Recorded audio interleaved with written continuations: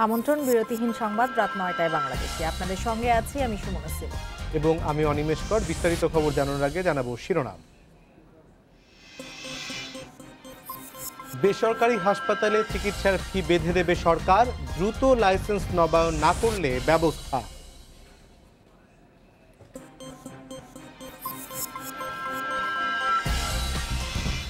টানা তৃতীয় দিন ২০০০-এর বেশি করোনা শনাক্ত, দ্বিতীয় দফার সংক্রমণ শুরু বলছেন চিকিৎসকরা।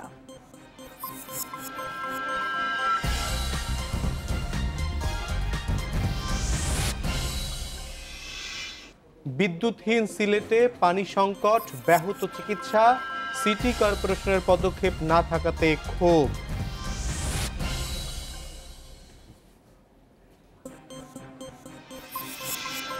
বেসরকারি হাসপাতাল, ক্লিনিক ও ডায়াগনস্টিক সেন্টারে বিভিন্ন পরীক্ষা নিরীক্ষা ও চিকিৎসা ফি নির্ধারণ করে দেবে সরকার। সচিবালয়ে দ্বিপাক্ষিক বৈঠক শেষে কথা জানান স্বাস্থ্যমন্ত্রী জাহিদ মালেক। এ সময় সব প্রতিষ্ঠানকে দ্রুত লাইসেন্স নবায়ন করার নির্দেশ দেন মন্ত্রী, না হলে আইনি ব্যবস্থা নেওয়ার হুঁশিয়ারি দিয়েছেন তিনি। প্রায় নানা স্বেচ্ছাচারিতার অভিযোগ পাওয়া যায় বেসরকারি হাসপাতাল, ডায়াগনস্টিক সেন্টার ও ক্লিনিকের বিরুদ্ধে। বিভিন্ন সময় অভিযান চালিয়ে জরিমানা ও প্রতিষ্ঠান সিলগালা করেছে ভ্রাম্যমাণ আদালত, তারপরও লাগাম ধরা যাচ্ছে না। এ পরিস্থিতিতে মালিকদের সচিবালয়ে ডাকলেন স্বাস্থ্যমন্ত্রী। প্রায় ১ ঘন্টা বৈঠক করেন তিনি। বৈঠকে করোনার দ্বিতীয় ঢেউ মোকাবিলায় সবাইকে প্রস্তুত হওয়ার আহ্বান জানান। ওনারা একটা বোর্ডের মধ্যে দিয়ে দিবে যেটা সরকারি হাসপাতালে রয়েছে। দুই পক্ষের মতামতের ভিত্তিতে সিদ্ধান্ত নেওয়া হয়েছে বেসরকারি হাসপাতাল, ক্লিনিক ও ডায়াগনস্টিক সেন্টারে সব সেবার ফি নির্ধারণ করে দেয়া হবে। এছাড়া এসব প্রতিষ্ঠানে কী ধরনের যন্ত্রপাতি, জায়গা ও জনবল লাগবে তাও ঠিক করে দেবে সরকার। ক্যাটাগরিও নির্ধারণ করে দেওয়া হবে, সেটা ওনারা রাজি আছেন। চার্জেসগুলো নির্ধারণ করে দেওয়া হবে এবং ডিসপ্লে করবে যে এই ক্লিনিকে, এই হাসপাতালে বা ডায়াগনস্টিক সেন্টারে এই ধরনের সেবা দেওয়া হয় এবং সেই সেবার মূল্য এই। সব বেসরকারি প্রতিষ্ঠানকে দ্রুত লাইসেন্স নবায়ন করার নির্দেশ দেন স্বাস্থ্যমন্ত্রী। এছাড়া নিয়ম না মানলে ব্যবস্থা নেওয়া হবে বলে সতর্ক করেন তিনি। ওনাদের লাইসেন্স যাদের রিনিউ নাই সেটা রিনিউ করতে হবে।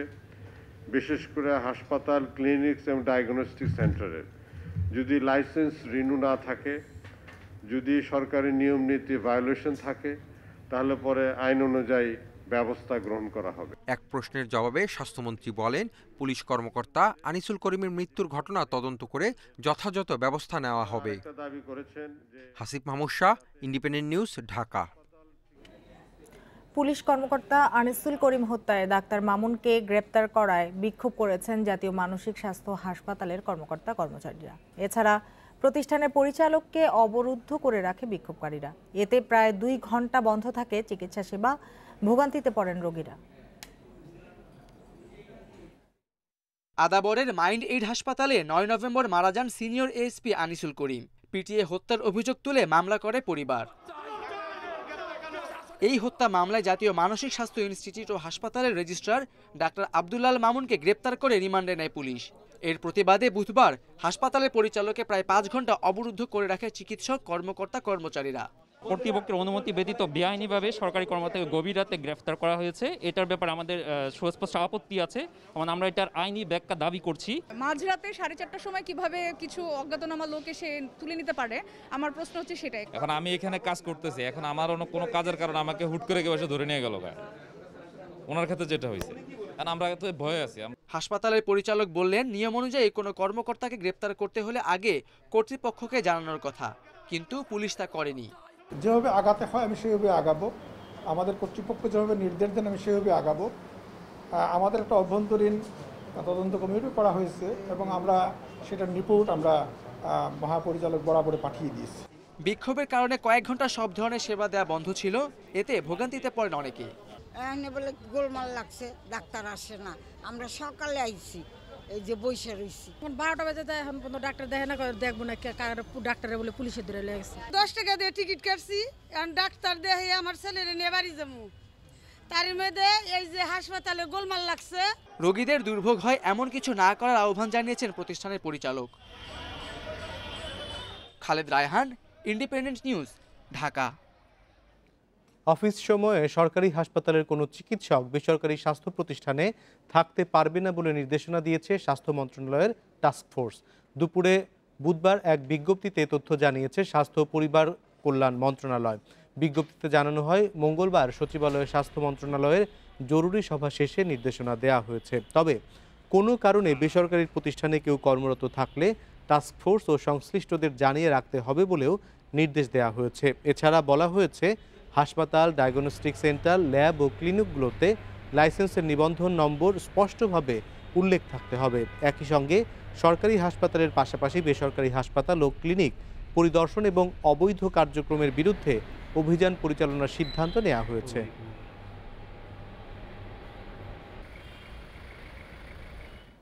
দেশে করোনায় আরও 21 জনের মৃত্যু হয়েছে। এর মধ্যে পুরুষ 14 এবং নারী 7 জন। এ নিয়ে মোট প্রাণহানি হল 6,275 জনের। স্বাস্থ্য অধিদপ্তরের বিজ্ঞপ্তিতে জানানো হয়, বুধবার দুপুর পর্যন্ত 24 ঘন্টায় 117টি ল্যাবে 16,469 নমুনা পরীক্ষায় করোনা শনাক্ত হয়েছে 2,111 জনের। পরীক্ষা বিবেচনায় শনাক্তের হার 12.82%। এ নিয়ে মোট করোনা আক্রান্তের সংখ্যা দাঁড়ালো 4,38,795 জনে। একদিনে সুস্থ হয়েছেন আরও 1,893 জন। এ নিয়ে মোট সুস্থ 3,54,788 জন। শনাক্ত বিবেচনায় সুস্থতার হার 80.86।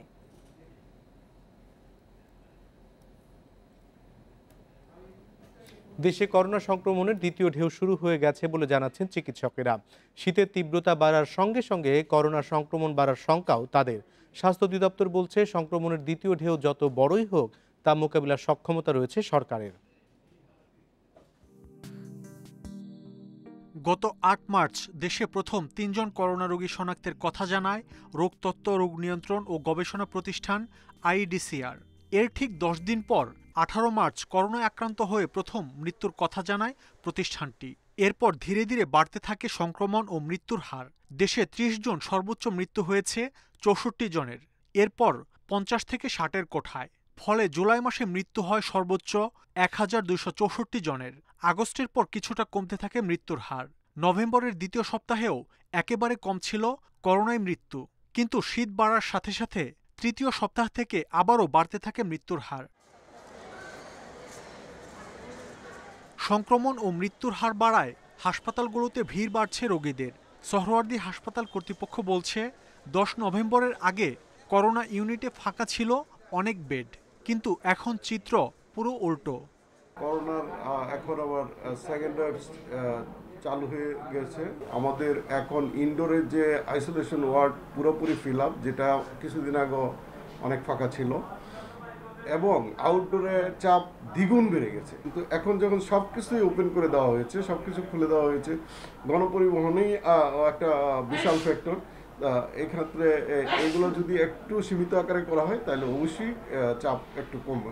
স্বাস্থ্য অধিদপ্তর বলছে, দেশের 117টি ল্যাবে প্রতিদিন 50,000 নমুনা পরীক্ষার সক্ষমতা রয়েছে। সেই সাথে মৃত্যু ঝুঁকি কমাতে প্রস্তুত আছে প্রায় 12,000 বেড। যতই কেস বাড়ুক, তাতে আমাদের যে বেডগুলো, শূন্য বেডগুলো আছে, এই বেডগুলো যদি আমরা অকিউপাইড করি, তাহলে আমাদের ক্রাইসিস হবে না। সব কিছু মিলিয়ে আমরা কিন্তু আশাবাদী যে আমরা সামনের যে সম্ভাব্য দ্বিতীয় ঢেউ, তাকে যথার্থ মোকাবেলা করতে পারব। করোনা সংক্রমণ রোধে স্বাস্থ্যবিধি মানার কোনো বিকল্প নেই বলেও জানায় স্বাস্থ্য অধিদপ্তর। মাহমুদ শরীফ, ইন্ডিপেন্ডেন্ট নিউজ, ঢাকা। দেশে আবারও রূপ বদলেছে করোনা ভাইরাস। এই রূপ বদল ধরা পড়েছে বাংলাদেশ শিল্প গবেষণা পরিষদের ল্যাবে। নতুন মিউটেশন 681, যা বিশ্বে ঘটেছে 7 বার, যার 5 বারই বাংলাদেশে। তবে এর সংক্রমণের তীব্রতা ও মৃত্যু ঝুঁকি এখনও জানা যায়নি। নতুন এই মিউটেশনে করোনার ভ্যাকসিন কতটা কার্যকর হবে, তা নিয়ে সংশয়ে BCSIR এর বিজ্ঞানীরা।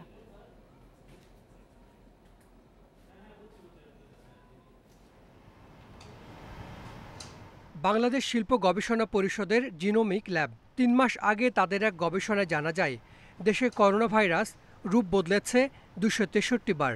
D614 মিউটেশনের মাধ্যমে সংক্রমণ বেশি, তবে জটিলতা তৈরি করে কম।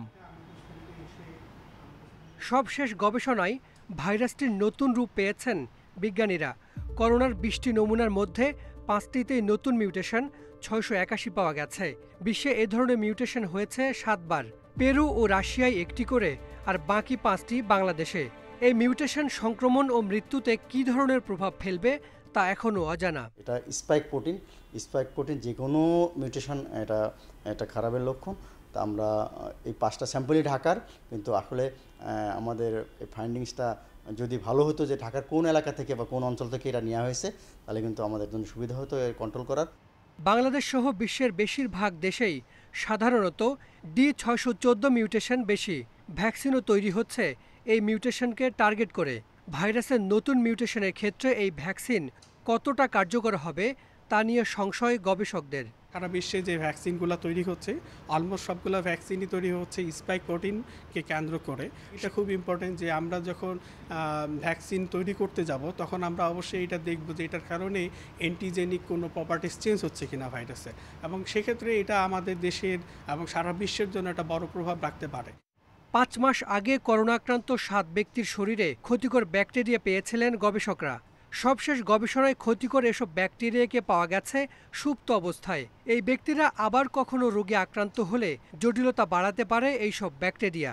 নিউমোনিয়া হয় এমন একটা ব্যাকটেরিয়া আমরা তাদের মধ্যে পেয়েছিলাম, যেটা এবং এই ব্যাকটেরিয়াগুলোর জন্য দেখা যাচ্ছে আমাদের ভেতরে যে উপকারী ব্যাকটেরিয়া থাকে, যেগুলো আমাদের উপকার শরীরের বিভিন্ন কাজে অংশগ্রহণ করে, সেই সমস্ত ব্যাকটেরিয়ার সংখ্যা অনেক কমে গিয়েছিল। সেক্ষেত্রে আমরা যদি ওদের ফলো আপ করতে পারি যে তারা হলে ওই সময় কোনো অ্যান্টিবায়োটিক খেয়েছে কিনা, তাহলে কিন্তু আমাদের ভালো ট্রিটমেন্টের ভালো একটা ফলপ্রসূ একটা ভালো গবেষণা হবে। বিশ্বে নমুনা প্রতি মিউটেশনের হার 7.23, যা বাংলাদেশে 12.60। অর্থাৎ বাংলাদেশে এই রূপ বদলের হার বেশি। করোনার নতুন মিউটেশন 681 দেশে কতটা ছড়িয়েছে এবং তার প্রভাব নিয়ে ব্যাপক গবেষণা জরুরি বলে মনে করেন রোগতত্ত্ববিদরা। Hasan Misbah, independent news, Dhaka. করোনার স্বাস্থ্যবিধির বিষয়ে দেশের সচেতনতার ব্যাপক ঘাটতি দেখছেন বিশেষজ্ঞরা। তাই শীতে করোনার দ্বিতীয় ঢেউ ভয়াবহ হওয়ার আশঙ্কা তাদের। বিশেষজ্ঞদের মতে করোনা সংক্রমণ রোধে রোগী শনাক্ত জরুরি। এজন্য 64 জেলায় পিসিআর ল্যাব স্থাপন করা অত্যন্ত দরকার। এ পর্যন্ত 28টি জেলায় পিসিআর ল্যাব বসলেও বঞ্চিত 36টি জেলা। দেশে করোনা সংক্রমণের 3 মাস পর গত জুনে 64 জেলায় পর্যায়ক্রমে পিসিআর ল্যাব স্থাপনের সিদ্ধান্ত নেয় সরকার। গেল 6 মাসে মাত্র 28 জেলায় এই ল্যাব স্থাপন করা হলেও এগুলোর সক্ষমতা নিয়ে রয়েছে নানা অভিযোগ। পিসিআর ল্যাব না থাকা জেলাগুলোর করোনা পরীক্ষার নমুনা সংগ্রহ করে পার্শ্ববর্তী জেলা, বিভাগীয় শহর অথবা ঢাকার ল্যাবে পাঠানো হয়। এতে অনেক সময় নমুনার মান নষ্ট হওয়া এবং রিপোর্ট পেতে 1 থেকে 3 সপ্তাহ পর্যন্ত সময় লাগে। এ কারণে সন্দেহভাজন করোনা রোগী থেকে সংক্রমণের ঝুঁকিও বাড়ছে। যদি একটা পিসিআর মেশিন আমাদের নড়াইলে থাকতো, তাহলে আরও আমরা ব্যাপক সংখ্যক মানুষের পরীক্ষা করতে পারতাম। তবে আমরা সীমিত আকারে পরীক্ষা করছি, selective case, emergency case. Kurigram, Panchagarh ও ঝালকাঠি জেলার নমুনা পরীক্ষা করা হয় রংপুরের পিসিআর ল্যাবে। চরাঞ্চল সহ এসব জেলার মানুষের দুর্ভোগ লাঘবে ল্যাব স্থাপনের চেষ্টা চলছে বলে জানায় স্থানীয় প্রশাসন। টেস্ট দেওয়ার পরে কবে নাগাদ এইটার রিপোর্ট আসবে সেটা কেউ জানে না। পিসিআর ল্যাবের ব্যাপারে আমাদের বিভাগীয় অফিস থেকে তদন্ত হয়েছে, তদন্ত পর্যন্ত আমরা এখন হাতে পাইনি। আমাদের বেশি দরকার হলে আমরা পিসিআর ল্যাবের জন্য আবারও যোগাযোগ করব। পিসিআর ল্যাব না থাকায় হাওড়াঞ্চল, হবিগঞ্জ ও সুনামগঞ্জের নমুনা পাঠানো হয় সিলেটে। এতে অনেক নমুনাই নষ্ট হয়ে যাওয়ায় বিড়ম্বনার অভিযোগ ভুক্তভোগীদের। ল্যাব না থাকায় কোভিড-19 টেস্ট এবং রিপোর্ট পাওয়ার ক্ষেত্রে অত্যন্ত বিলম্ব হয়। করোনার ঝুঁকি মোকাবেলা এবং নমুনা পরীক্ষার দ্রুত ফল পেতে সব জেলায় পিসিআর ল্যাব স্থাপন জরুরি মনে করছেন চিকিৎসকরা। 2 দিন 3 দিন পরে রিপোর্ট পাওয়া যায়, সেই ক্ষেত্রে দেখা যাচ্ছে যে অনেকেই যারা রিপোর্ট পরবর্তীতে পান তাদের আইসোলেশন নিতে একটু সময় লেগে যায়। দুর্গম পাহাড়ি জনপদ খাগড়াছড়ি। এই জেলায় পিসিআর ল্যাব সংকটে নমুনা পরীক্ষার ফল পেতে বিলম্ব হওয়ায় শীতে করোনার সংক্রমণ বাড়ার শঙ্কায় স্থানীয় প্রশাসন। এছাড়া নরসিংদী, ফেনী, নেত্রকোনা, মাদারীপুর সহ বিভিন্ন জেলায়ও ল্যাব সংকটে সঠিক সময়ে করোনার নমুনা পরীক্ষা সম্ভব হচ্ছে না। স্বাস্থ্য বিভাগের কর্মকর্তারা বলছেন, শীত মৌসুমে করোনার দ্বিতীয় দফা মোকাবিলায় পিসিআর ল্যাব স্থাপনের পাশাপাশি জিন এক্সপার্ট পদ্ধতি চালু করার প্রচেষ্টা অব্যাহত রয়েছে। Shahnaz Parvin, independent news desk. কুমারগাঁওয়ে বিদ্যুৎ কেন্দ্রে অগ্নিকাণ্ডের ৩১ ঘন্টা পর সিলেট নগরীর কিছু এলাকায় বিদ্যুৎ সঞ্চালন শুরু হয়েছে। সন্ধ্যা ৬টা থেকে পরীক্ষামূলকভাবে এই বিদ্যুৎ সরবরাহ শুরু করে কর্তৃপক্ষ। বিদ্যুৎ বিতরণ বিভাগের প্রধান প্রকৌশলী মোকাম্মেল হোসেন জানিয়েছেন, ডিভিশন ১-এর ২টি ফিডার আম্বরখানা এবং এমসি কলেজ এলাকায় বিদ্যুৎ সঞ্চালন শুরু করা হয়েছে। ক্রমান্বয়ে পুরো নগরীতেই বিদ্যুৎ সরবরাহের চেষ্টা চলছে। মঙ্গলবার বেলা ১১টায় সিলেটের কুমারগাঁও বিদ্যুৎ কেন্দ্রে অগ্নিসংযোগে পুড়ে যায় ২টি ট্রান্সফরমার এবং ফিডার। এরপর থেকেই বিদ্যুৎ বিচ্ছিন্ন হয়ে যায় পুরো জেলা। বিদ্যুতের অভাবে পানি সরবরাহ বন্ধ হয়ে যাওয়ায় ভোগান্তিতে পড়ে নগরবাসী।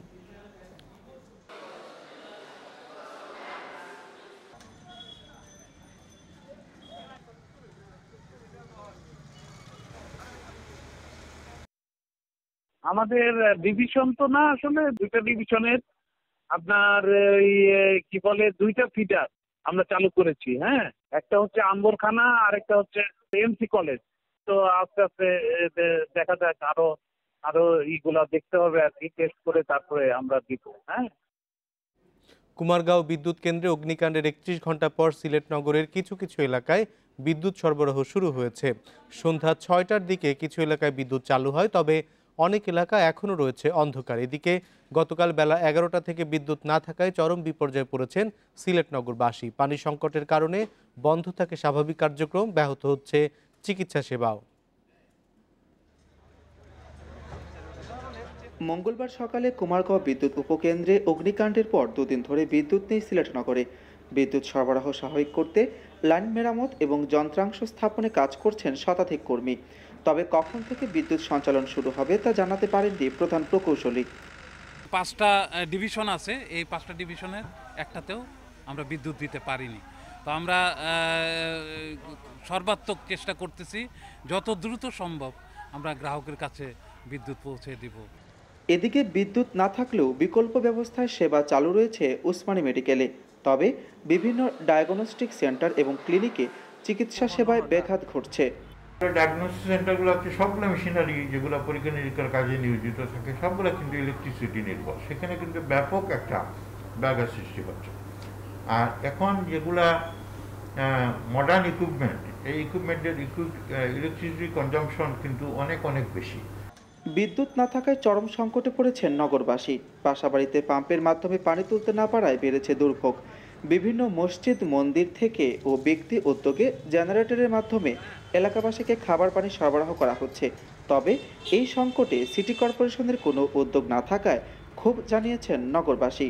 যে সময় বিদ্যুৎ অফিসে আগুন লাগার পর থেকে তো মনে হয় আমরাও পানি নাই, পানির সমস্যাটা ভুগতেছি। সিটি কর্পোরেশন থেকে কোনো ধরনের সেবা পাইতেছি, এখন পর্যন্ত কোনো খোঁজখবরও নেয় নাই, স্থানীয় কাউন্সিলরও আসে নাই। এদিকে আগুনের ঘটনায় বৃহস্পতিবার প্রতিবেদন জমা দেওয়ার কথা রয়েছে বলে জানিয়েছেন তদন্ত কমিটি। মাধব কর্মকার, ইন্ডিপেন্ডেন্ট নিউজ, সিলেট।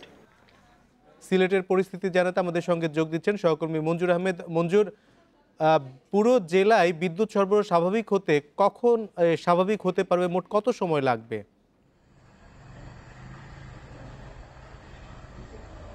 দেখুন, প্রায় ৩১ ঘন্টা পর কিন্তু সিলেটের বিদ্যুৎ সরবরাহ শুরু হয়েছে। সেটাও কিন্তু একেবারে সীমিত পরিসরে বলা যায়।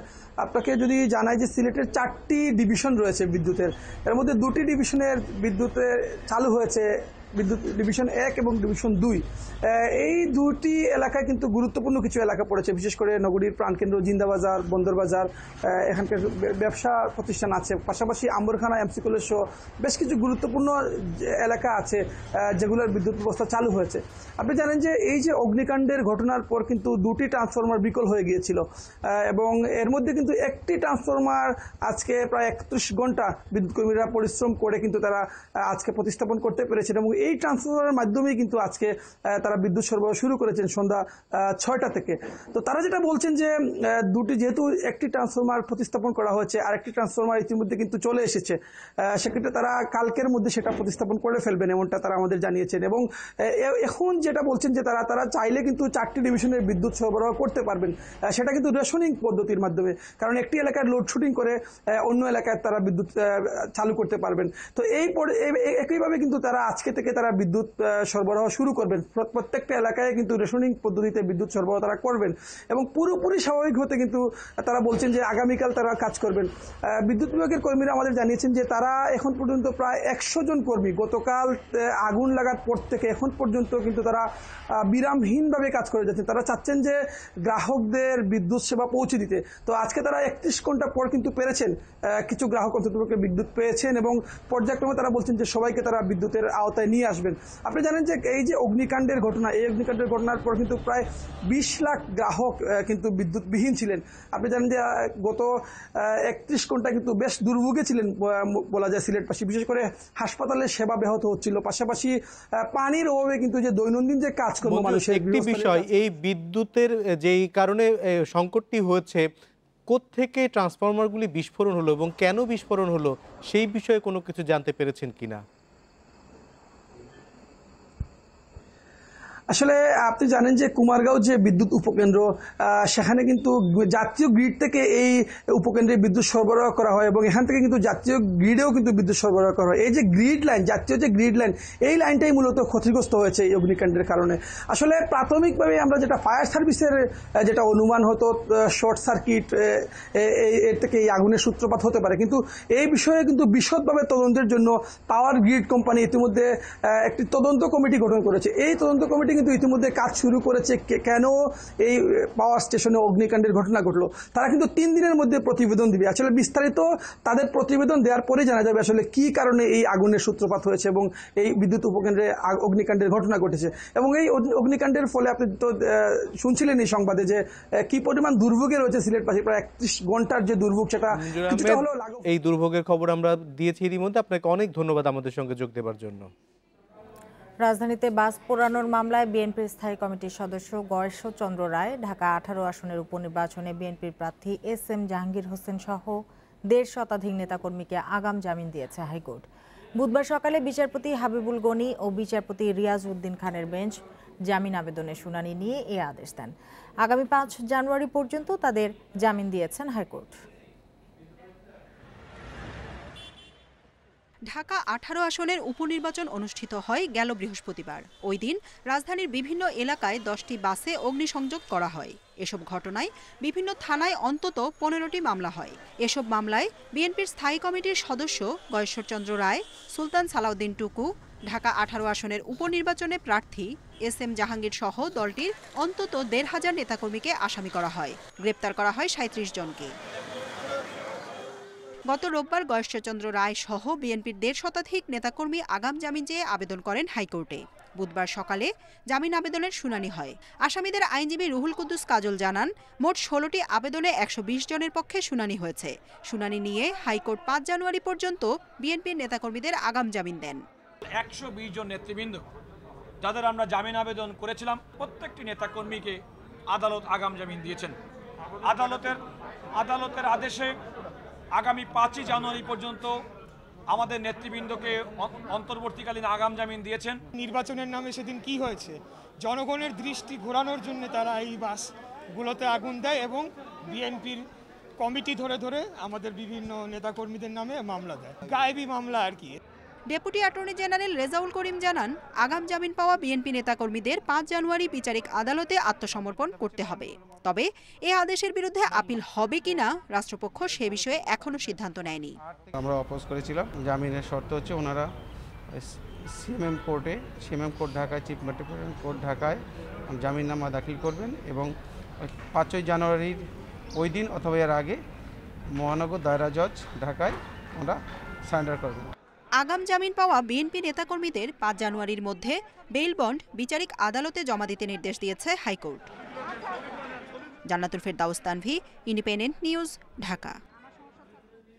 গ্যাটকো দুর্নীতি মামলায় বিএনপি চেয়ারপারসন খালেদা জিয়ার বিরুদ্ধে অভিযোগ গঠনের শুনানির জন্য আগামী 22 ডিসেম্বর দিন ধার্য করেছেন আদালত। ঢাকার বিশেষ 3 আদালতের ভারপ্রাপ্ত বিচারক নজরুল ইসলাম নতুন দিন ধার্য করেন। 2007 সালে দুদকের উপপরিচালক মোহাম্মদ গোলাম শাহরিয়ার 13 জনের বিরুদ্ধে বাদী হয়ে তেজগাঁ থানায় মামলাটি দায়ের করেন। মামলায় আসামিরা পরস্পর যোগসাজশে রাষ্ট্রের 1000 কোটি টাকার ক্ষতি সাধন করেছে বলে অভিযোগ করা হয়। 2008 সালে মামলাটি তদন্ত করে জোট সরকারের প্রভাবশালী 9 জন সাবেক মন্ত্রী ও উপমন্ত্রী সহ মোট 24 জনের বিরুদ্ধে অভিযোগপত্র দাখিল করা হয়। 24 আসামির মধ্যে মারা গেছেন সাবেক মন্ত্রী এম সাইফুর রহমান, আব্দুল মান্নান ভূঁইয়া, সাবেক মন্ত্রী ও জামায়াত ইসলামীর আমির মাওলানা মতিউর রহমান নিজামী, খালেদা জিয়ার ছোট ছেলে আরাফাত রহমান কোকো, এম কে আনোয়ার, সাবেক মন্ত্রী এম শামসুল ইসলাম, বন্দরের প্রধান অর্থ ও হিসাবরক্ষণ কর্মকর্তা আহমেদ আবুল কাশেম।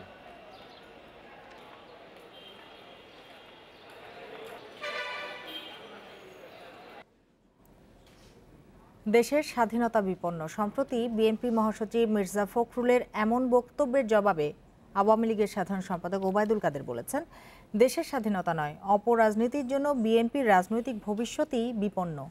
সকালে নিজ বাসা থেকে এক সংবাদ ব্রিফিংয়ে একথা বলেন তিনি। এ সময় তিনি আরও বলেন, অনেকে বাসে আগুন দেওয়ার সময় ঘটনাস্থলে উপস্থিত না থাকলেও এর পরিকল্পনার সঙ্গে জড়িত ছিলেন। তাদের কাউকেই ছাড় দেওয়া হবে না বলে হুঁশিয়ার করেছেন ওবায়দুল কাদের। চরম হতাশা থেকে বিএনপির জনগণের উপর প্রতিশোধ নিতে চায় এবং সে কারণে ইদানিং তারা তাদের পুরনো খেলা আগুন সন্ত্রাসের পথ বেছে নিয়েছে।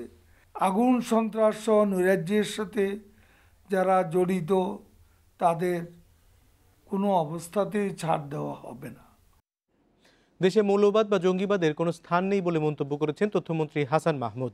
যারা ভাস্কর্যার মূর্তির পার্থক্য বোঝে না তারাই বিভ্রান্তি ছড়াচ্ছে বলে জানান তিনি। দুপুরে সচিবালয়ে তথ্য মন্ত্রণালয়ের সভাকক্ষে ওটিটি প্ল্যাটফর্ম নিয়ে বৈঠক শেষে সাংবাদিকদের এক প্রশ্নের জবাবে তথ্যমন্ত্রী কথা জানান। ওটিটি প্ল্যাটফর্মের কিছু কন্টেন্ট নিয়ে অভিযোগ আছে জানিয়ে তথ্যমন্ত্রী বলেন, এই প্ল্যাটফর্মকে নিয়ন্ত্রণে আনতে পরিকল্পনা নেওয়া হয়েছে। তিনি এ সময় ওটিটি প্ল্যাটফর্মে কন্টেন্ট ও বিজ্ঞাপন প্রচারে শিগগিরই নিয়মনীতি প্রণয়ন ও করের আওতায় আনার কথা জানান। হাসান মাহমুদ বলেন, দেশের ঐতিহ্য, সংস্কৃতি ও মূল্যবোধ অক্ষুণ্ণ রাখা এবং নিয়মনীতির মধ্যে চলার নিশ্চিতে সরকার কাজ শুরু করেছে। এজন্য সংশ্লিষ্টদের নিয়ে আলাদা কমিটি গঠন করা হচ্ছে বলেও জানান তিনি। এছাড়া দেশের চলচ্চিত্র শিল্পের উন্নয়নে সিনেমা হল সংস্কার ও নতুন হল নির্মাণ করতে 1000 কোটি টাকার তহবিল গঠনের উদ্যোগের কথাও জানান। ব্যাংকের মাধ্যমে 4% সুদে ঋণ দেয়া হবে বলে জানান তথ্যমন্ত্রী। বাংলাদেশে আমাদের এই রাষ্ট্র রচিত হয়েছে হিন্দু, মুসলিম, বৌদ্ধ, খ্রিস্টান সবার মিলিত রক্তস্রোতের বিনিময়ে একটি অসাম্প্রদায়িক রাষ্ট্র। আমাদের এই দেশে কোনো মৌলবাদ, জঙ্গিবাদের স্থান নাই। ভাস্কর্য আর মূর্তির মধ্যে পার্থক্য আছে। তো যারা ভাস্কর্য আর মূর্তির মধ্যে পার্থক্য বুঝে না তারা এই সমস্ত নিয়ে কথা বলে। এবার খেলার খবর বিস্তারিত জানানোর আগে জানাবো শিরোনাম। সাকিবের নিরাপত্তায় বিসিবির গানম্যান নিয়োগ, বঙ্গবন্ধু কাপের জন্য বোর্ডের প্রস্তুতি শেষ পর্যায়ে।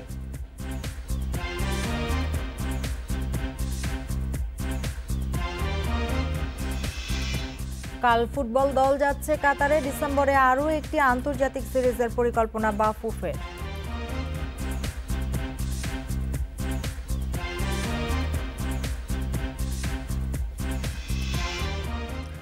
গত কয়েকদিন নানা ইস্যুতে আলোচিত সমালোচিত সাকিব আল হাসান। ফেসবুকের লাইভে তাকে দেয়া হুমকির ঘটনায় উদ্বিগ্ন বিসিবি। ইতিমধ্যে নিয়োগ দিয়েছে দেহরক্ষী।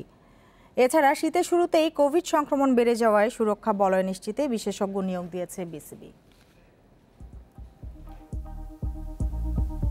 ক্যাডি ছাড়া চলে না গলফারদের, ব্যাটসম্যানদের ছায়াসঙ্গী বল থ্রোয়ার, টেনিসে বল বয়। নিউ নর্মালে তালিকাটা আরেকটু দীর্ঘ করতে হচ্ছে ক্রিকেটারদের জন্য।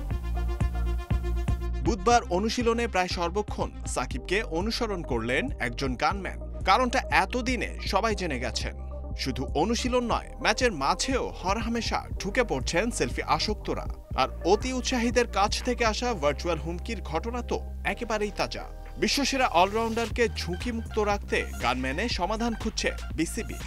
সে বিষয়টা একটা উদ্বেগজনক। এরকম কোনো ধরনের বিষয় কখনোই কাঙ্ক্ষিত হতে পারে না। আমরা বিষয়টা জানার পরে তাৎক্ষণিক আমরা ব্যবস্থা নিয়েছি। আমরা সংশ্লিষ্ট যারা সরকারের ল এনফোর্সমেন্ট এজেন্সি আছে তাদেরকে আমরা বলেছি এবং ইতিমধ্যে আপনারা দেখেছেন যে তারাও যত তাড়াতাড়ি সম্ভব বা তৈরি ব্যবস্থা গ্রহণ করেছেন। এ তো গেল মনুষ্য সৃষ্ট কারণ। খালি চোখে দেখা যায় না এমন ক্ষুদ্র ভাইরাসকেও বিবেচনার বাইরে রাখার উপায় নেই। শীতের শুরুতেই বেড়ে গেছে কোভিড সংক্রমণের হার। পরিস্থিতি সামলাতে নিয়োগ দেওয়া হয়েছে বিশেষজ্ঞ, যারা সুরক্ষা বলয় নিয়ে কাজ করবে মেডিকেল টিমের সাথে। করোনা পরিস্থিতির কারণে কমে যেতে পারে উইন্ডিজ সিরিজে ম্যাচ সংখ্যা। দেশে করোনা পরীক্ষায় নেগেটিভ হলে কোয়ারেন্টিন শর্ত হয়তো শিথিল করা হবে ক্যারিবীয়দের জন্য। যে আমাদের যে সমস্ত বিদেশি খেলোয়াড় বা কোচ বা যারা অংশগ্রহণ করেন, তারা আসার পরে তাদেরকে কোয়ারেন্টাইনে থাকবেন এবং তাদেরকে টেস্ট করতে হবে, এবং টেস্টের রেজাল্ট যদি নেগেটিভ হয় তখন they will be available for their service. So এইভাবে এই প্র্যাকটিসটাই আমরা চেষ্টা করবো, এবং এভাবে আমাদের সরকারের সাথে আমাদের কথা হচ্ছে। বঙ্গবন্ধু টি-20 কাপ শুরুর আগে বোর্ডের মনোযোগের কেন্দ্রে আপাতত মহামারী পরিস্থিতি ও নিরাপত্তা ব্যবস্থা। মিডিয়া সত্ত্বসহ একাধিক ইস্যুতে কাজ প্রায় গুছিয়ে এনেছে বোর্ড। আপাতত সুরক্ষা বলয়ের বাইরে রয়েছেন ক্রিকেটাররা, তবে এর ভেতরে ঢুকে গেলে প্রোটোকল রক্ষার্থে সচেষ্ট থাকবে বিসিবি, বলেছেন প্রধান নির্বাহী। যতটুকু রেস্ট্রিক্টেড এনভায়রনমেন্টের মধ্যে রাখা যায় সেটাই আমরা রাখবো। জহিরুল ইসলাম, ইন্ডিপেন্ডেন্ট নিউজ, ঢাকা।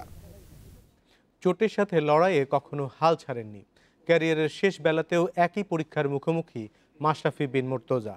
চিকিৎসকদের পরামর্শ অনুসরণ করে দ্রুত উন্নতি করছেন নড়াইল এক্সপ্রেস।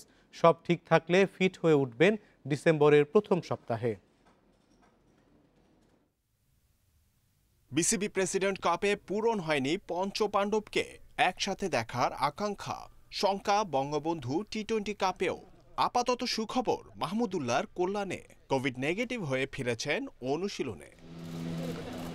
কিন্তু মাশরাফির জন্য অপেক্ষা ফুরাচ্ছে না। ফিটনেস ফিরে পাবার পরীক্ষায় শুরুতেই হ্যামস্ট্রিং চোটে পড়ে ছিটকে যান প্লেয়ার্স ড্রাফট থেকে। যদিও ম্যাচের জন্য দরজা খোলা রেখেছে বোর্ড।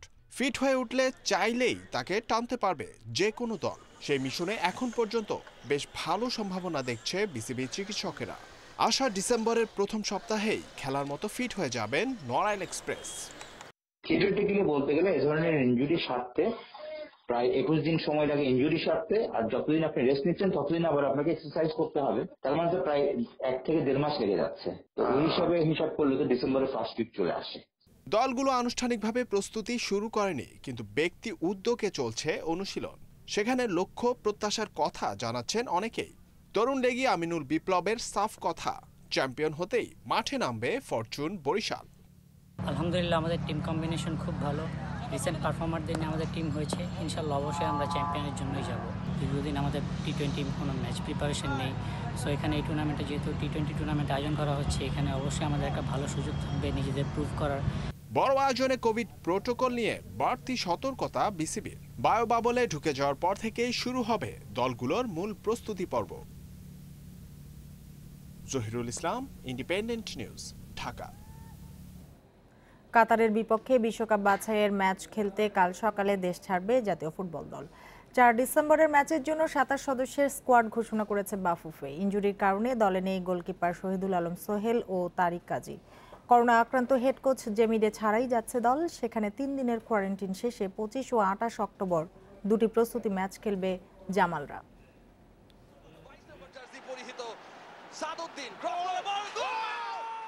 দীর্ঘ বিরতির পর মাঠে ফিরে সফল বাংলাদেশ। নেপালকে প্রথম ম্যাচে হারিয়ে আত্মবিশ্বাসী শুরু লাল সবুজের। তবে দ্বিতীয় ম্যাচের পারফরমেন্সে স্বস্তির সুযোগ নেই। সামনে বড় চ্যালেঞ্জ, বিশ্বকাপ বাছাইয়ে কাতার পরীক্ষা অপেক্ষা করছে। এশিয়ান চ্যাম্পিয়নদের মোকাবেলা সহজ হবে না। কাতারে বৈচিত্র্য মাঠ, গতিময় ফুটবল আর গরম আবহাওয়া সমান তালে চ্যালেঞ্জ ছুড়ে দিবে। 3 দিনের কোয়ারেন্টিনে থাকবে জিম, সুইমিংয়ের সুযোগ। এরপর অনুশীলন আর প্রস্তুতি ম্যাচে ঘাটতি পূরণের সুযোগ থাকছে। কাতার ম্যাচের গুরুত্ব সবার জানা। ওরা এশিয়ার সেরা দল। ওদের মোকাবেলা করা বাংলাদেশের জন্য কঠিন চ্যালেঞ্জ হবে। আমরা 2 সপ্তাহ সময় পাবো। 2টি প্রস্তুতি ম্যাচ খেলার সুযোগ পাচ্ছি, যা ফুটবলারদের ফিটনেস ও ম্যাচ ডেতে কাজে দেবে। করোনা আক্রান্ত হেড কোচ জেমিডে দলের সাথে আপাতত যাচ্ছেন না কাতার। ডাগআউটে তার অনুপস্থিতি প্রভাব পড়েছে নেপালের বিপক্ষে দ্বিতীয় ম্যাচে। তবে অভিজ্ঞ গোলকিপার আশরাফুল রানার বিশ্বাস, ম্যাচের আগেই ফিরবেন জেমি। জেমি এখন করোনা পজিটিভ, সেই ক্ষেত্রে আমরা লাস্ট ম্যাচে কিন্তু আমরা প্লেয়াররা আসলে জেমিকে মিস করেছি। তো আমরা আমাদের বেস্ট ট্রাই করেছি আসলে যেন সেই অভাবটা না থাকে। তারপরেও তার সাথে যে আমাদের যে কমিউনিকেশনটা ছিল ম্যাচের আগ পর্যন্ত, তো সে বিভিন্নভাবে আসলে আমাদেরকে বিভিন্ন পরামর্শ দিয়েছে হোয়াটসঅ্যাপে। আমাদের যে ল্যাকিংস গুলো আছে সেইগুলোকে আসলে এখন কোচ ভালো মতো আরো কাজ করতে পারবেন। তো আশা রাখি ইনশাল্লাহ যে আমরা সবাই মেন্টালি ভাবে ওইভাবে প্রিপেয়ার হচ্ছি যে কাতারের সাথে যেন আমরা একটা ভালো ম্যাচ খেলতে পারি। কাতার সফরে ফুটবলারদের সংখ্যা 27-এ নামিয়ে এনেছে ম্যানেজমেন্ট। ইনজুরির কারণে নেই সোহেল, জনি, মতিন ও তারিক কাজী। বাদ পড়েছেন ফরওয়ার্ড ফাহিম সহ আরও 4 ফুটবলার। দুটি প্রস্তুতি ম্যাচের প্রতিপক্ষ এখনও চূড়ান্ত না হলেও সর্বোচ্চ লিগের ক্লাবের বিপক্ষে খেলার সম্ভাবনা। 25 ও 28 নভেম্বর হবে প্রস্তুতি ম্যাচ, আর বিশ্বকাপ বাছাইয়ের মহাগুরুত্বপূর্ণ match 4 December. Abidur Rahman, independent news, Dhaka. Qatar ম্যাচের পর ডিসেম্বরে আরও একটি সিরিজ আয়োজনের চেষ্টা বাফুফের। শ্রীলঙ্কা, মালদ্বীপ ও ভুটানের সঙ্গে আলোচনা চালিয়ে যাচ্ছেন কর্তারা। একাধিক দেশ সাড়া দিলে হতে পারে ত্রিদেশীয় সিরিজও। 12 ও 15 ডিসেম্বর জামালপুর আর ফেনীতে হবে ম্যাচ। র্যাঙ্কিংয়ের উন্নতিতে বেশি আন্তর্জাতিক ম্যাচ আয়োজনের আশ্বাস বাফুফে সহ সভাপতি আতাউর রহমান মানিকের। নেপালের বিপক্ষে জয়ে প্রত্যাবর্তন রাঙিয়েছে জাতীয় ফুটবল দল। দীর্ঘ বিরতির পর দেশের মাটিতে ট্রফি জয় চাঙ্গা রাখবে ফুটবলারদের। কাতার যাওয়ার আগে আন্তর্জাতিক ম্যাচের অভাবও মিটেছে। কাতার থেকে ফিরেও ব্যস্ত থাকবে জামাল সাদরা। ডিসেম্বরে এক বা একাধিক দেশের সাথে হতে পারে সিরিজ। দক্ষিণ এশিয়ার 3 দেশ শ্রীলঙ্কা, মালদ্বীপ আর ভুটানের সাথে কথাবার্তাও শুরু করেছে বাফুফে। সব ঠিক থাকলে ডিসেম্বরের 12 ও 15 তারিখ ঢাকার বাইরে ফেনী ও জামালপুরে হবে ম্যাচ। পরবর্তী প্ল্যানিং আছে, আমরা ত্রিদেশীয় একটা টুর্নামেন্টের আয়োজন করার প্ল্যানিং আছে। আমাদের যেমন লিগের ফাঁকে সময়ের দরকার, ঠিক যে দেশ থেকে টিমটা আসবে তাদেরও এই সময়টা দরকার। এটা ম্যাচিংয়ের একটা বিষয় আছে, ম্যাচিংটা করানোর জন্যই আলোচনাটা চলছে। তবে আমাদের টার্গেট কিন্তু মুজিববর্ষ উপলক্ষে করাই। নেপালের বিপক্ষে একটি জয় ও একটি ড্রতে কিছুটা পয়েন্ট বেড়েছে বাংলাদেশের। নতুন কমিটির প্রতিশ্রুতি অনুযায়ী তাই র্যাঙ্কিংয়ে মনোযোগ বাফুফে কর্তাদের। বেশি ম্যাচ আয়োজনে মিলবে পয়েন্ট, আর তাতেই মিশন 150-এর দিকে এগিয়ে যাবে দেশের ফুটবল। ফুটবল ফেডারেশন চাচ্ছে এখন যে ইন্টারন্যাশনাল ম্যাচগুলো চালু থাকবে।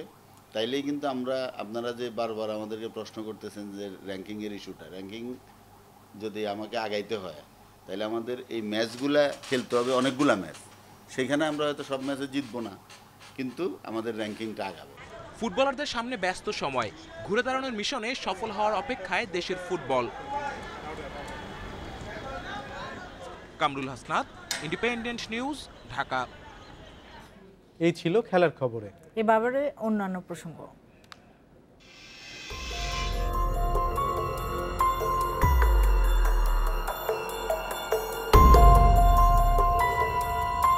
করোনা চিকিৎসার জন্য আবারও সুখবর। এবার নিজেদের ভ্যাকসিন 95% কার্যকর বলে জানিয়েছে ফাইজার ও বায়োএনটেক। এর আগে এর কার্যকারিতা 90% বলে জানিয়েছিল তারা। বুধবার যৌথ বিবৃতিতে তারা জানালো 65 বছরের বেশি বয়সীদের ক্ষেত্রে কার্যকরের হার 94%। এই টিকার সম্ভাব্য নাম BNT1C2B2। কয়েকদিনের মধ্যে জরুরি ভিত্তিতে ব্যবহারের জন্য যুক্তরাষ্ট্রের ফুড অ্যান্ড ড্রাগ অ্যাডমিনিস্ট্রেশনে আবেদন করবে ফাইজার। এবছর উৎপাদন করবে 5 কোটি ডোজ।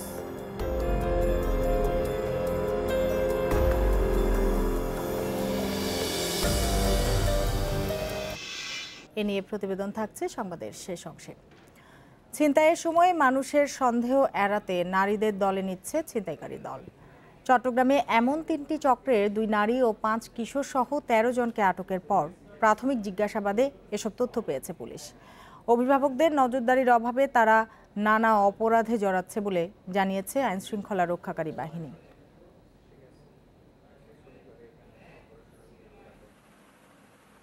সোমবার রাতে নগরীর গণিবেকারী এলাকায় ছিনতাইকারীদের কবলে পড়েন একই এলাকার অরবিন্দ দত্ত নামের এক ব্যক্তি। পরদিন একই ধরনের ঘটনা ঘটে সার্সন রোডে। মাত্র 2 দিনে চট্টগ্রামের কোতোয়ালি থানা এলাকাতেই হয়েছে 8টি ছিনতাই। এসব ঘটনায় আটক হয় 5 কিশোর ও 2 নারী সহ 13 জন। পুলিশের তদন্তে উঠে আসে ছিনতাইকারী 3 চক্রের নাম। মেয়েটা একটা ছেলেকে ফলো করে বা কোনো মানুষকে ফলো করে, আর ছেলেটা গিয়ে ছুরি ধরে তাকে মোবাইল চিন্তা করার চেষ্টা করে। যদি মোবাইল দিয়ে দেয় তো ভালো, আর না দিলেই ছুরি দিয়ে তাকে এলোপাতাড়ি ছুরি মারা হয়। ছিনতাইয়ে জড়িত বেশিরভাগ কিশোর আগেও নানা অপরাধে গ্রেপ্তার হয়। ছাড়া পেয়ে আবার জড়ায় ছিনতাই চক্রে। অন্য 2 চক্র সাধারণ মানুষকে টার্গেট করতে ব্যবহার করত নারীদের। কিশোররা বারবার এই অপরাধে জড়িয়ে যাচ্ছে, যে কারণে আমরা সবার সহযোগিতা কামনা করছি, যেসব পরিবারে যে তাদের সবার শিশুদের প্রতি, বাচ্চাদের প্রতি, যে তারা কোথায় যাচ্ছে, কি অপরাধে জড়িয়ে যাচ্ছে, এই ব্যাপারে খবর নিই।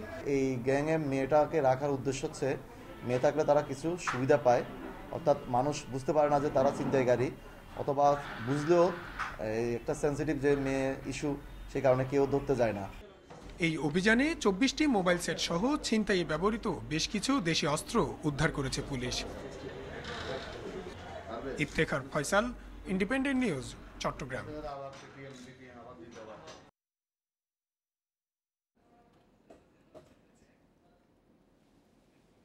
নোভাসের ক্লিনিক্যাল রিসার্চ ল্যাব পরিদর্শন করেছেন ওষুধ প্রশাসন অধিদপ্তরের মহাপরিচালক মেজর জেনারেল মাহবুবুর রহমান। দেশে ক্লিনিক্যাল গবেষণা পরিচালনা ও হেমাটোলজি, ক্লিনিক্যাল বায়োকেমিস্ট্রি, পিসিআর টেস্টের সরঞ্জাম সহ জনসাধারণের জন্য ডায়াগনস্টিক সুবিধা দিতে নোভাস চুক্তিভিত্তিক প্রতিষ্ঠান হিসেবে কাজ করছে। ওষুধ প্রশাসনের মহাপরিচালক নোভাসের মেডিকেল টেস্টিং, অ্যানালিটিক্যাল, প্যাথোলজি ও ডায়াগনস্টিক ল্যাব পরিদর্শন করেন। তিনি আন্তর্জাতিক মানের ল্যাবরেটরি চর্চার জন্য নিজের সন্তুষ্টি প্রকাশ করেন।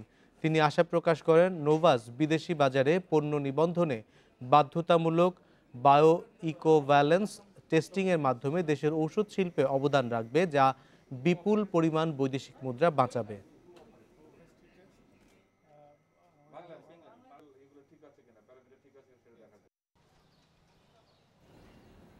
শাহজালাল আন্তর্জাতিক বিমানবন্দরে 60টি স্বর্ণের বার সহ একজনকে আটক করেছে ঢাকা কাস্টমস হাউস।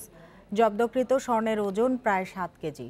কাস্টমস কর্মকর্তারা জানান, গোপন সংবাদের ভিত্তিতে বিমানবন্দরে আগে থেকেই নজরদারি বাড়ায় তারা। সকাল 8:30টার দিকে দুবাই থেকে আসা একটি ফ্লাইটের এক যাত্রীকে তল্লাশি করে 60টি স্বর্ণবার পাওয়া যায়, যার মোট ওজন 6.9 কেজি। বর্তমান বাজার মূল্য প্রায় 5,17,00,000 টাকা। এসব স্বর্ণের বিষয়ে কাস্টমস আইনে ব্যবস্থা নেওয়া হচ্ছে এবং এ বিষয়ে একটি ফৌজদারি মামলা দায়ের করা হবে বলেও জানায় কাস্টমস হাউস।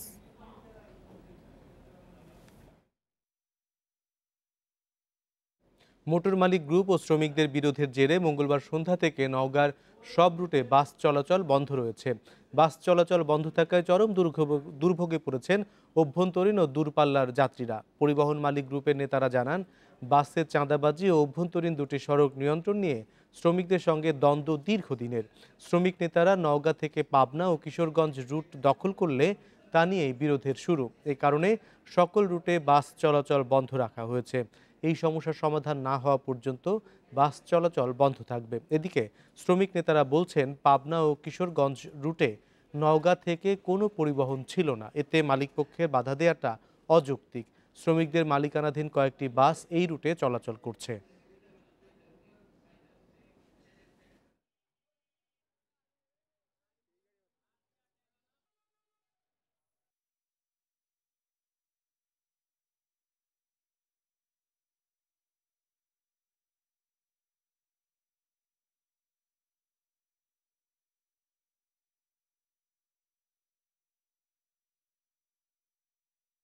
এবার করোনা প্রতিরোধে নিজেদের উদ্ভাবিত ভ্যাকসিন 95% কার্যকর বলে দাবি করেছে মার্কিন ওষুধ প্রস্তুতকারক ফাইজার ও জার্মান পার্টনার বায়োএনটেক। তৃতীয় ধাপে চূড়ান্ত গবেষণার ফলের ভিত্তিতে বুধবার এ দাবি করেছে তারা। তাদের দাবি, এই ভ্যাকসিন সব বয়সীদের ক্ষেত্রেই কার্যকর ও নিরাপদ প্রমাণ হয়েছে। মার্কিন ওষুধ প্রস্তুতকারক ফাইজার ও জার্মান পার্টনার বায়োএনটেকের তৃতীয় ধাপের ক্লিনিক্যাল ট্রায়াল শুরু হয় 27 জুলাই। এতে অংশ নেওয়া 43,500-এর মধ্যে 41,135 স্বেচ্ছাসেবককে দেওয়া হয় ভ্যাকসিন বা প্লাসেবো। 9 নভেম্বর নিজেদের উদ্ভাবিত ভ্যাকসিনে ক্লিনিক্যাল ট্রায়ালের প্রাথমিক গবেষণার ফলে 90% বেশি কার্যকরের দাবি করে প্রতিষ্ঠান দুটি। এক সপ্তাহে কার্যকারিতার হার আরও 5 ভাগ বেশি বলে জানায় তারা। বুধবার প্রতিষ্ঠান দুটি যৌথ বিবৃতিতে বলা হয়, 65 বছরের উপরে টিকার কার্যকরের হার 94 ভাগ। এই ট্রায়ালে করোনার লক্ষণ আছে এমন 170 স্বেচ্ছাসেবক অংশ নেন, যার মধ্যে 162 জনকে দেওয়া হয়েছে প্লাসেবো বা স্যালাইন, আর বাকি 8 জন পান ফাইজারের ভ্যাকসিন। গবেষণায় দেখা যায়, গুরুতর অসুস্থ 10 জনের 9 জনকে দেওয়া হয়েছে প্লাসেবো আর 1 জন পেয়েছে ভ্যাকসিন। এই টিকার সম্ভাব্য নাম BNT162b2। আগামী কয়েকদিনের মধ্যে জরুরি ভিত্তিতে ব্যবহারের জন্য যুক্তরাষ্ট্রের ফুড অ্যান্ড ড্রাগ অ্যাডমিনিস্ট্রেশনে আবেদন করবে বলে জানিয়েছে ফাইজার। এবছর 5 কোটি আর 2021 সাল নাগাদ 130 কোটি ডোজ উৎপাদনের লক্ষ্য তাদের। তবে ফাইজার বায়োএনটেক ভ্যাকসিনের জন্য বড় চ্যালেঞ্জ এর সংরক্ষণ রাখতে হবে -75 ডিগ্রি সেলসিয়াস তাপমাত্রায়। যুক্তরাষ্ট্র, জার্মানি, তুরস্ক, সাউথ আফ্রিকা, ব্রাজিল ও আর্জেন্টিনার 150টি ক্লিনিক্যাল ট্রায়াল সাইটে ভ্যাকসিনের কার্যকারিতা ও নিরাপত্তা নিয়ে কাজ চলবে আরও 2 বছর। গেল সপ্তাহে যুক্তরাষ্ট্রের আরেক প্রতিষ্ঠান মডার্না নিজেদের করোনা ভ্যাকসিন 94.5 ভাগ ও রাশিয়ার স্পুটনিক 5 92 ভাগ কার্যকর বলে দাবি করে। সায়রা খান, ইন্ডিপেন্ডেন্ট নিউজ।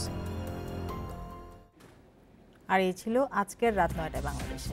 ইন্ডিপেন্ডেন্ট টেলিভিশনের সব খবর আরও বিস্তারিত জানতে চোখ রাখুন ফেসবুক, ইউটিউব এবং টুইটারে।